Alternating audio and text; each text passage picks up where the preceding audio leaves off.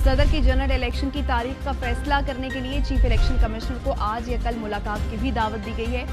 जी, सदर मुल्कात ने chief election commissioner को खत तहरीर किया है कि 9/8/2023 को वज़ीर-ए-आज़म के मशवरे पर कौमी असम्बली तहलील हो चुकी है। सदर मुल्कात ने कहा कि आइन के आर्टिकल 48(5) के तहत असम्बली के आम इंतखाबात के इनेकाद के लिए तहलील की तारीख के 90 दिन में तारीख मुकर्रर करने के वो चूँकि पाबंद हैं, इसलिए सदर मुल्कात ने चीफ इलेक्शन कमिश्नर को दावत दी है कि वो आज या कल उनके पास आएँ, उनसे मुलाकात करें। और सदर ने ये मदऊ किया है इस हवाले से ताकि मुनासिब तारीख इंतखाबात के इनेकाद के लिए दी जा सके। तो सदर मुल्कात ने ये खत जो है वो चीफ इलेक्शन कमिश्नर को लिखा है और चीफ इलेक्शन कमिश्नर को ये खत जो है वो मौसूल भी हो चुका है।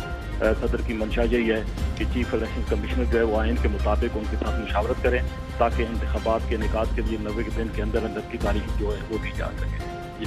शुक्रिया आपका अजहर। इस मुतालिक आप आगाह कर रहे थे कि सदर मुमलिकत डॉक्टर आरिफ अलवी का